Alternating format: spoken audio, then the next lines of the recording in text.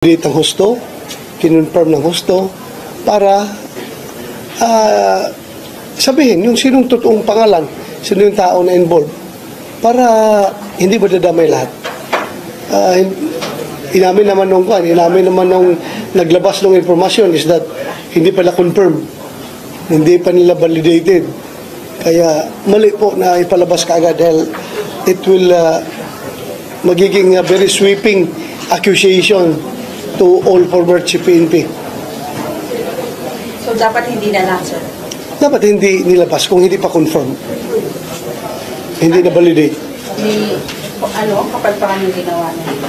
Kahit na sinabi Well, ng in a sense, dapat hindi talaga ginawa yon. Kasi nga, marami nagre-react, pati yung mga retired. Pero sa information niyo, sir, dati kayo PNP, may ganun bang info? Wala akong informasyon na gano'n. Never I have I encountered that information. Doon lang lumabas sa hearing na yun. Kaya nga tinanong ko. To set the record straight right away. Mahirap yun. Baka mamaya ay maglabas na naman dyan na script na dadawi tayo. Kaya kinlaro ko na. Sir, Once and for all, para masettle yung issue. sir, ilan bang dating PNP chief yung pwedeng pagsuspetsahan? Starting from sa inyo po, which is na-clear naman ng po kayo. Hindi ba natin masabi, mahirap mag-limit ng universe ng sample o yung universe ng na pwedeng maakusahan. Dahil nga, sinabi mo lang naman, former PNP chief. So lahat ng former PNP chief, regardless kung nandyan siya sa panahon ng Pogo or hindi, pwedeng sakop doon. Tinamaan sila doon because that is a very sweeping statement. And it caused so much concern doon sa mga retired na chief PNP na they are relaxing and living peacefully ay masasali na naman sila sa usapan. Sir, dapat po ba hindi mo na sinabi yun kung wala namang pangalan sa sasakyan? Yun nga, yan nakikita kong mali sa pagbabalita na yun. Lalong-lalo na kung yan ay intelligence information lamang without any evidentiary value. You cannot pin down anybody through intelligence reports because intelligence reports have no evidentiary value and it will not stand in court. So dapat, bago nila nilabas yun, kinonfirm muna, binalidate ng husto, at once validated, dapat alamin kung sino talaga yun at isabi yung pangalan. Hindi yung sabihin lang na parang na former chief PNP, parang nagkakaroon tuloy ng pagdududa yung tao na ano ba ito? Is this part of a grand political plan? Diba? Pagdududa ka.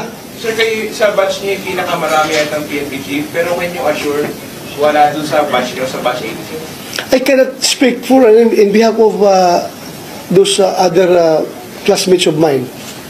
I can only speak for in behalf of myself.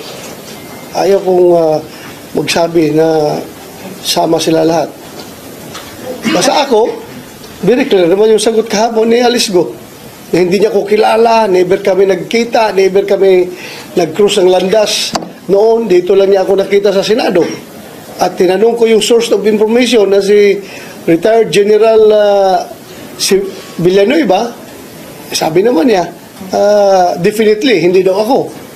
So dapat sabihin nila yung pangalan para once confirmed, once validated yung information, sabihin nila para to spare other former chief PNP from this issue. They plan to talk to yung Villanueva so that he could tell Next hearing. names. Next hearing. Sisingilin ko siya dyan.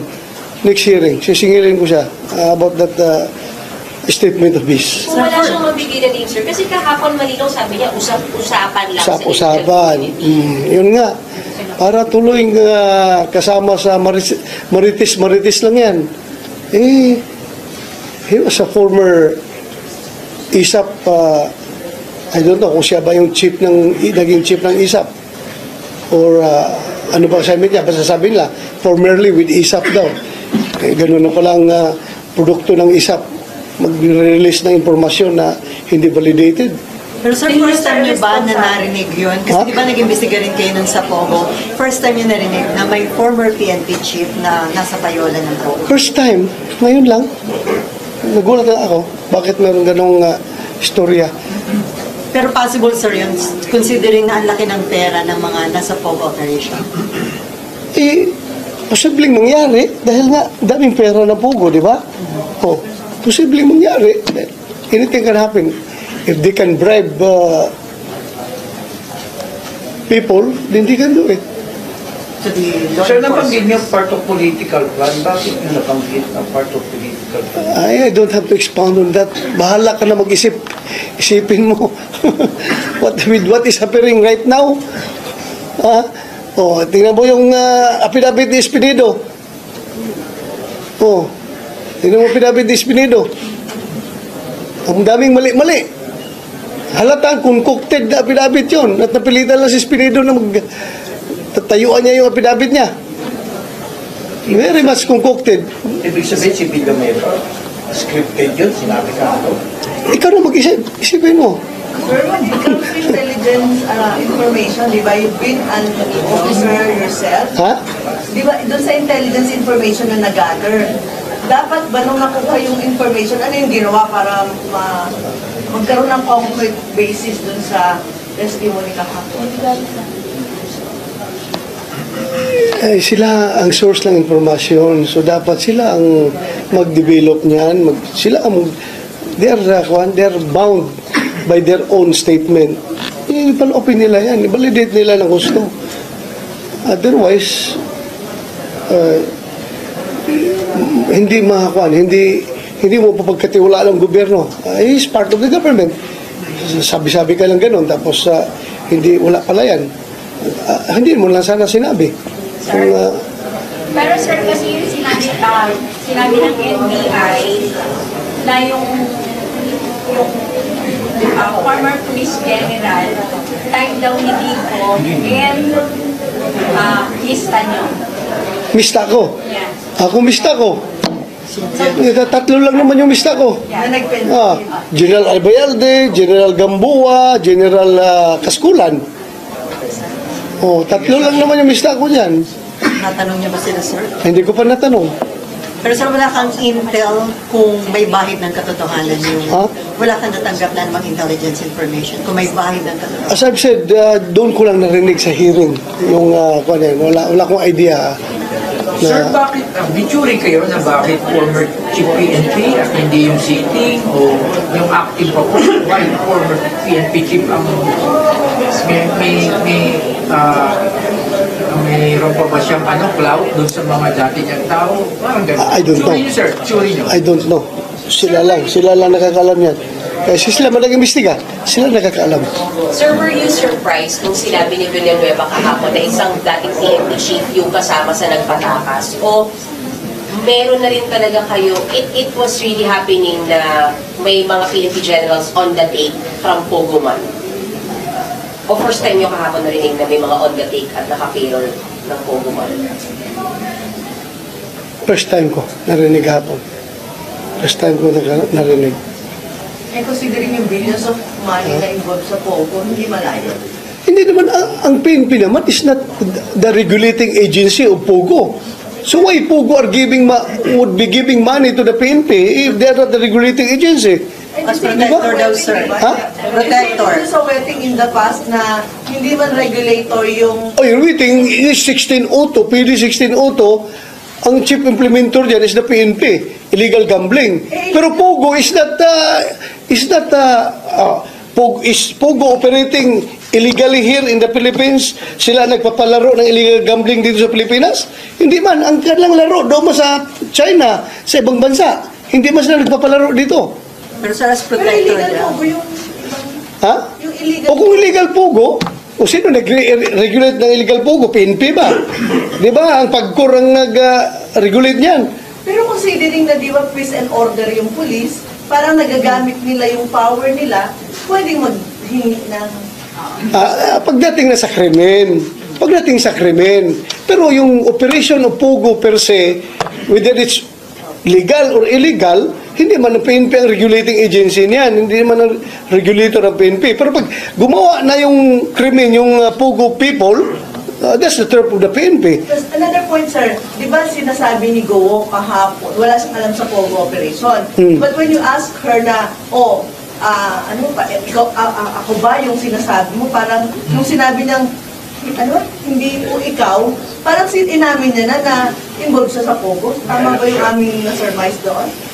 Baka you are moving forward too much. You just step by step lang muna. Tingnan mo. Ang basa Step by step. hindi kanya kakilala. It's important is establish natin na hindi ako yung tao na sinasabi nila na tumatanggap ng pera. So wala akong kinalaman doon. Sorry, let me edit my question lang. Hindi naman sinabing Pogo money yung kahapon, but ang sinasabi, may dating PNP chief on the take from Mayor Go. Monthly pa nga, monthly, di ba? Monthly daw. So, hindi ka na-surprise to? May mga police ba, sir, na talagang on the take from mga mayors?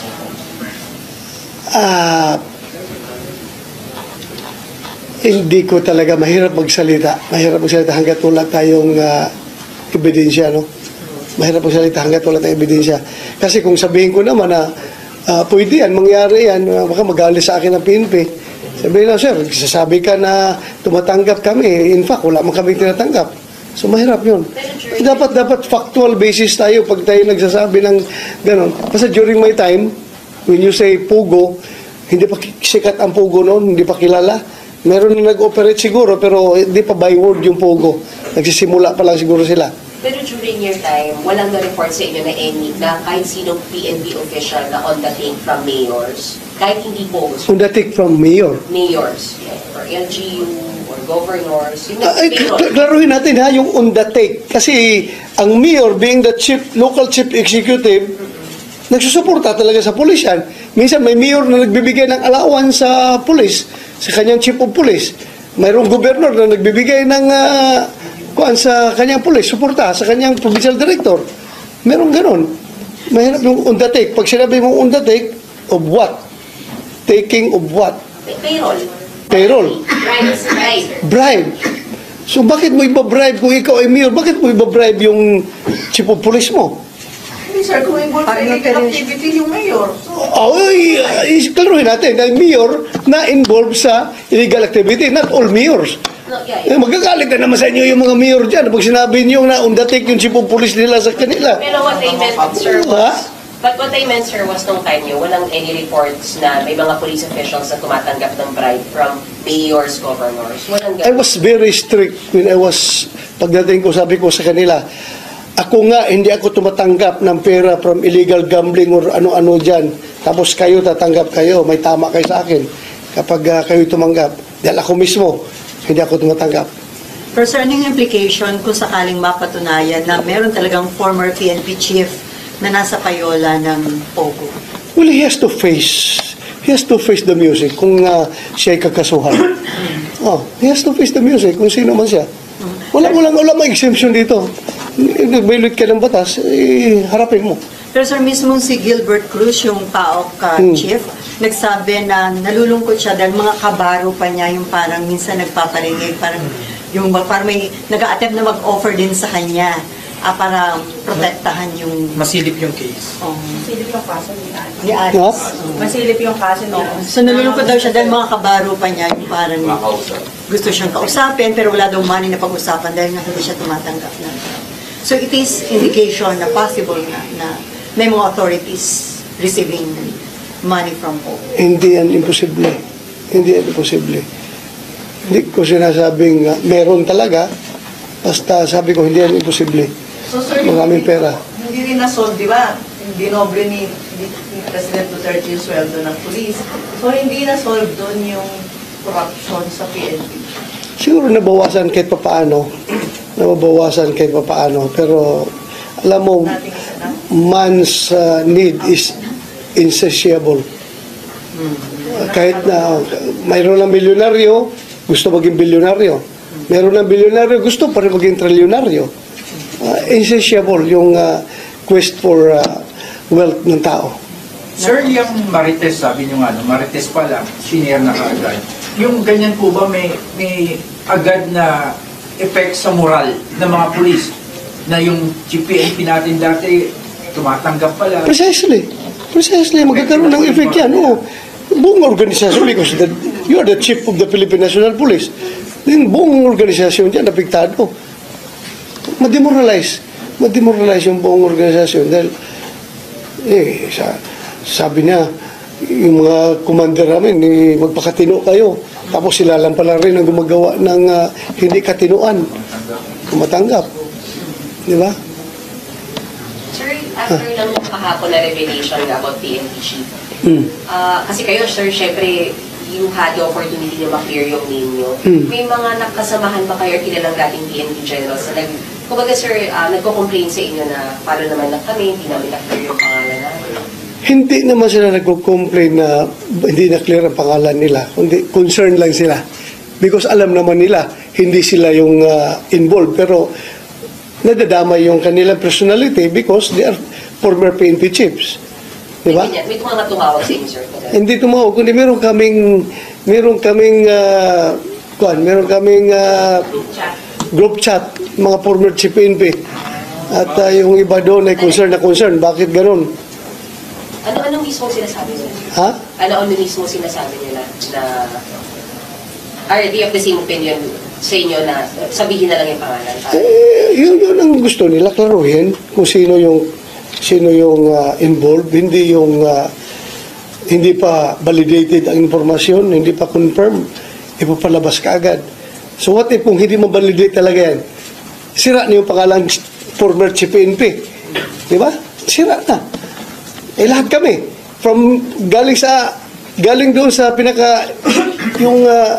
pinaka-latest na chief PNP na nag-retire up to the oldest living chief PNP, which is General Renato de Villa.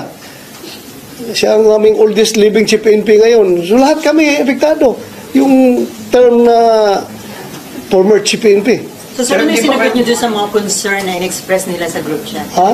Ano yung sinagot nyo sa mga concerns nila? Dapat nga iklaruhin ng accuser. Dapat yung nag-akusa ay bigyan niya ng substance yung kanya akusasyon. Otherwise, hindi dapat niya yan nilabas. Thank you, sir. Okay. Thank you, sir.